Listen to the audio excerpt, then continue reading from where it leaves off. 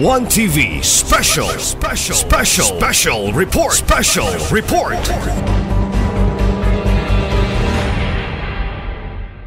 Honorable Neri, Present. Honorable Puente Cipres, Honorable Lim, Honorable Ko, Honorable Romero de Sican, Honorable Suizo Jr., Present. Honorable Lau, Honorable Sakin Jr., Honorable Tapayan, Present. Honorable Salvador, Honorable Doctor, Honorable Chabilio, Honorable Bation. We have a perfect attendance, Honorable Presiding Officer. Having 13 present, the chair declares a quorum. Once again, good morning. May I request Honorable Majority Floor Leader, Honorable Tapayan, for the order of business. Thank you, Honorable Chair. Good afternoon. Good afternoon, everybody. There are no guests or visitors for People's Hour, Honorable Chair, so we proceed with item number 5, approval of the agenda for the day. There are two proposed insertions, written proposed insertions, Honorable Chair, forwarded to this August body for consideration. First, the request of City Mayor of Samis, August 25, 2023, requesting this August body to pass a resolution authorizing the officer in charge, City Legal Office, Attorney Ria May Sabala, to execute any and all necessary acts in connection to the LGO's request for issuance of certificate of exception for social welfare projects, programs, activities, and services and infrastructure projects of San City with the Commission on Elections. The second request, Honorable Chair, is for this August body to approve the PPS or programs, policies, and activities of our general fund, as well as the supplemental annual investment program, Honorable Chair, in total amount of 50,830,950 pesos and 50 centavos for consideration of this August body, Honorable Chair. With these two insertions, I move that motion to approve the agenda for the day, Honorable Chair. Thank you, Honorable Majority Floor Leader. Move with the Honorable Majority Floor Leader to approve of our agenda for today with two inclusions as being presented. Motion approved. Thank you, Honorable Chair. There are no minutes attached to our order of business under item number 6. We proceed to item number 7, letter C, petitions or requests for first reading. Number 1, 2023 supplemental budget number 2 of Barangay Lipusong in amount of 50,000 duly endorsed by the acting city budget officer for approval. Honorable Chair, I yield to the chairman of the Committee on Barangay Affairs, Honorable John Octor, to endorse and recommend action on this particular item, Honorable Chair. The Honorable John Doctor, you are now recognized by the Chair for the appropriate motion. Thank you, Honorable Chair. Thank you, Majority Floor Leader. The supplemental budget number 2, 2023 of Barangay Lipusong in the amount of 50,000. Honorable Chair, I move for first reading with reservations, Honorable Chair. Approval for first reading with reservations. For item number 1 on petitions or requests, move with the Honorable John Doctor to approve this on the first reading with reservation. Thank you, Honorable Chair. Due to its urgency and considering that all the necessary documents are being considered and considered by our budget officer, and our budget officer has duly endorsed this for our approval. Honorable Chair, I so move for the second and final reading, waiving the internal rules of the supplemental budget number 2, Barangay Lipusong in the amount of 50,000. On joint motion, Honorable Chair. Due to the urgency of this request, Honorable John Doctor is passing this for the second and final reading, waiving the internal rules. Is there any comment? Remarks? Hearing none, motion approved. Thank you, Honorable Chair. There are no committee reports submitted under item number 8. We proceed to item number 9, letter C, unassigned business, whereby we have to approve insertions, Honorable Chair. The first above insertion is for us to pass a resolution authorizing the officer in charge at City Legal Office, Attorney Riami A. Sibala, to execute any and all necessary acts in connection with the LGU's request for issuance of certificate of exception for social welfare projects, programs, activities, and services, and infrastructure projects of Trans City with the Commission on Elections. Honorable Sir, I now yield to the Chairman of the Committee on Ways and Means, Honorable Attorney Daniel Lau, to introduce and recommend action on this particular item. Honorable Chair.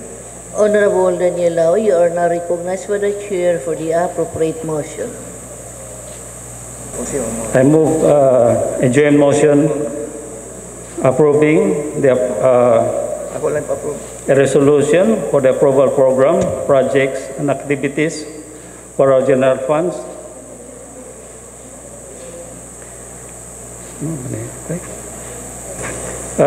I'm sorry, Madam Chair. A joint motion, Madam Chair, approving a resolution authorizing the officer in charge, City Legal Office, Attorney Rhea May Sibala, to execute any and all necessary acts in connection to the LGU's request for issuance of certificate of exception for the social welfare projects, programs, activities, and services and infrastructure projects of Sami City with the Commission on Election. I move for the approval, Madam Chair, for the first reading with reservation, Madam Chair. For first reading with reservations, this resolution as being presented by the Honorable Daniel Lau. Motion approved on the first reading with reservations. Thank you, Madam Chair.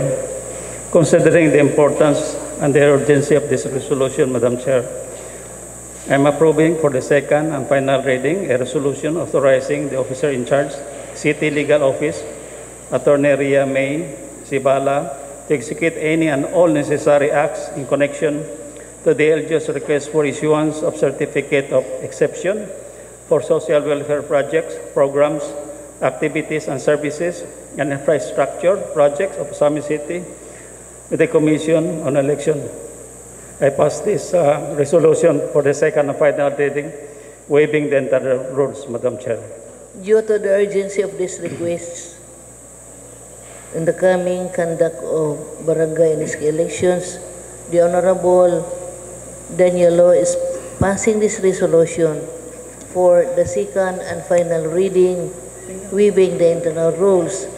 This resolution authorizing the officer in charge, City Legal Office, Attorney Rhea May Sibala, to execute any and all necessary acts in connection to LGU's request for issuance of certificate of exception for social welfare projects, programs, activities, and services, and infrastructure projects of Sami City with the Commission on Elections. Move by the Honorable Lau to pass this on the second and final reading, waiving the internal rules. Is there any comment, remarks? Hearing none, motion approved on the second and final reading, waiving the internal rules. Thank you, Honorable Chair. We have no the second approved decision, Honorable Chair, is the request of City Mayor for us to pass a resolution approving the programs, projects, and activities for our general fund, as well as omnibussly the supplemental investment program of a general fund in the same amount of 50,830,958.50 centavos, Honorable Chair, I move joint motion to approve omnibussly the programs, projects, and activities for general fund as well as the supplemental investment program for general fund in the amount of 50,830,958 pesos and 50 centavos for approval in the first reading with reservations, Honorable Chair. For approval on first reading, reservations. Motion approved. Thank you, Honorable Chair. Due to urgent demand of public interest, to expound sound fiscal management, to support the operation of the LGU, and for the possible enactment of opposition ordinance for our supplemental budget number 5, General Fund, we are recommending for approval of the programs, project activities, or General Fund as well as the supplemental investment program for approval on second and final reading, waiving the internal rules. For approval on the second and final reading for the programs, projects, and activities for our general fund. Move by the Honorable Majority Floor Leader to pass this on the second and final reading, waiving the internal rules. Yes, Honorable Sir, the approval of the SB will be tomorrow. President by the City Mayor for the approval of supplemental budget number 5, General Fund. It will be tomorrow in special session. And later on, I will request the time for tomorrow's special session. So now it's only on the first reading. Honorable Sir? You're just passing that on the first reading. First reading with reservations, Honorable Sir. Passing this on the first reading with reservations. Yes, Honorable Sir. Motion approved. Thank you, Honorable Sir. Due to the urgent public interest, spouse and fiscal management, I move the motion to approve the PPAs of project programs and activities, as well as the EIP or the annual initial program for approval on second and final reading, waiving the internal rules, Honorable Chair. Move with the Honorable Majority Floor Leader to approve our PPS for our general fund for the second and final reading, waiving the internal rules. Is there any comment? Remarks? Hearing none. Motion approved on the second and final reading, waiving the internal rules. Thank you, Honorable Chair. At this juncture, we have no items under pending items under item number 10. We will have the privilege and pleasure to hear PCL matters from Honorable Dinguisison, Honorable Chair. Honorable, so you are now recognized by the Chair for some PCL matters. Thank you, Madam Chair. For PCL matters, none as of the moment. None. Honorable Chair, thank you. We also have the privilege and pleasure to hear SK matters from Honorable Erwin Chavillo, Honorable Chair. For SK matters, the Honorable Chavillo is now recognized. None for SK, Madam Chair. None at the moment. Noted. Thank you, Honorable Chair. May we now have the pleasure and privilege to hear on matters concerning the indigenous people from Honorable Baer Linda Bation, Honorable Chair. For some matters concerning the indigenous people, Honorable Bation is now recognized by the Chair. Thank you, Madam Chair and Majority Floor Leader. For the information of this August body, Madam Chair, at this coming August 31, schedule of the IPMR selection process and confirmation of Barangay Ginguna at 9 a.m. And then September at Stemson Abordo, 9 a.m. And also Barangay Kugon, 1 p.m. August 31, 2023, Madam Chair. Thank you.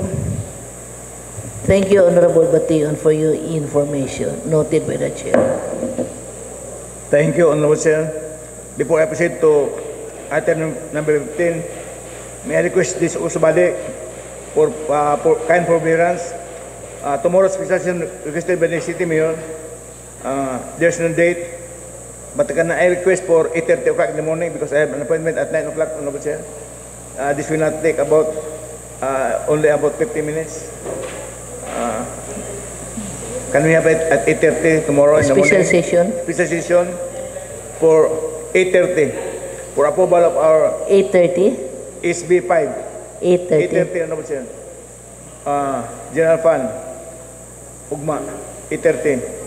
I request the kind indulgence of my colleagues to your kind forbearance because I have an appointment at 9 o'clock.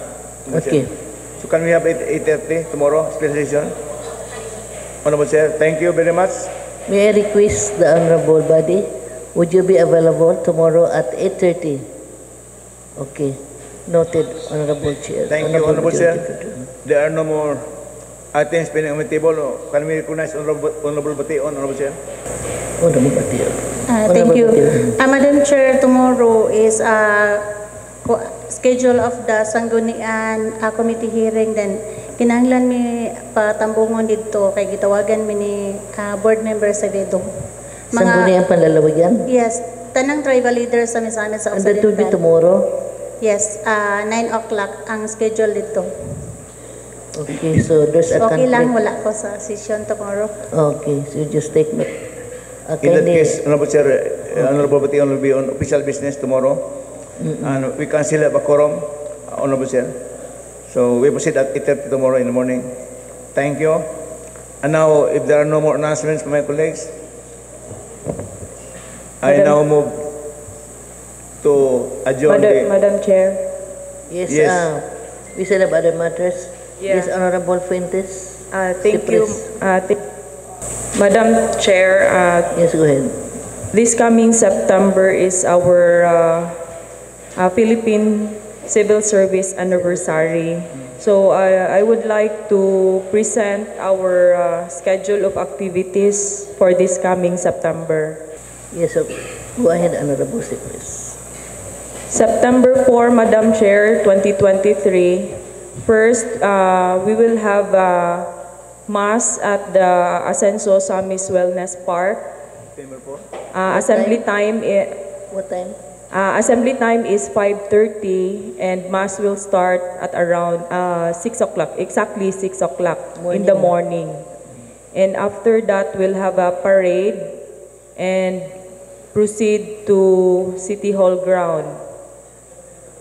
September 4, first Monday of September.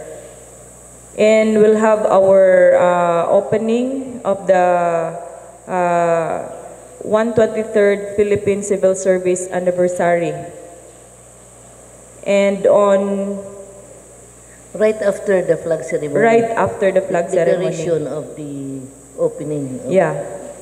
And on September 8, 15, 22, 29, we'll have a Zumba at City Hall ground, 4 to 5 p.m.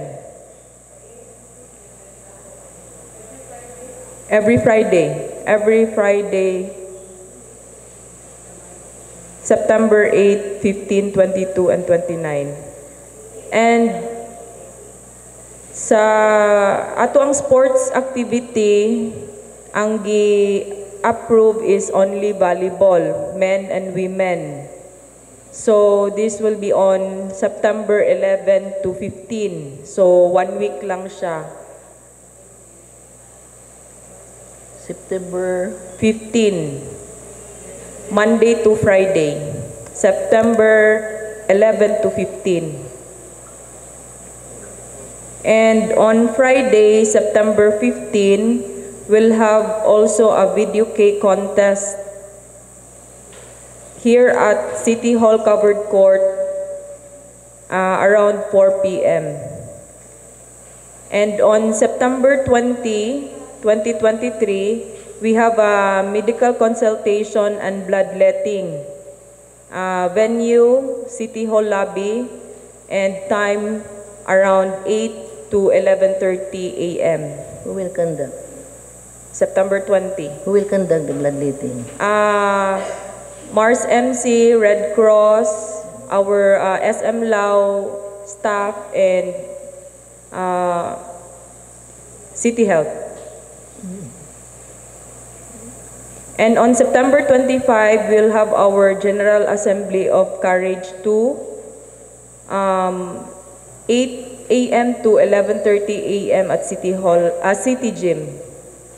And on September 29, 2023, This will be our Employees Family Day, September September 29, 2023, Friday. Attire, Bohemian attire. Bohemian attire. Ano? Mura siya, bisan unsa siya mami, pwede siya Hawaiian, pwede siya cowboy, ingon ana. Murag own style nimo na unsay imuhang ikuan din. Naasad na siya contest pod o kinsay mudaog sa Best in Bohemian Attire. 5:30 September 29. And the culmination of venue City Hall ground. And on October 2, 2023 is the culmination of the 123rd Civil Service anniversary. On October 2, first Monday of October. That's all, Madam Chair. But I will also give written activities, Madam, for these activities, Madam Chair. Thank you. Thank you, Honorable Cypress, for your vital information regarding our celebration of the Civil Service Month. Okay, thank you. Noted by the Chair. Honorable Chair, I can remember also that in a meeting with the Bangko Sentral ng Pilipinas, Pamanila, and local personnel of the Central Bank, with the City Mayor and other stakeholders, this week, April 48, will be the schedule for the orientation of the market vendors. Base ni Mayor ang schedule. Orientation of? This week, the orientation of the market vendors by batch. By batch sila. We have more than 500 market vendors. Base in 3 batches. Then, tentative schedule on September 21 will be the launching of the program sa katong digital payments for our market stakeholders, So that is what I can remember. But the mayor will also apprise us of the final schedule for the Central Bank activity. Thank you. And if there are no more announcements from my colleagues, I am now bound to proceed to item number 15. I move to adjourn the regular session. Session is adjourned. Tomorrow, 8:30 a.m. in the morning, special session. 1TV Special Report.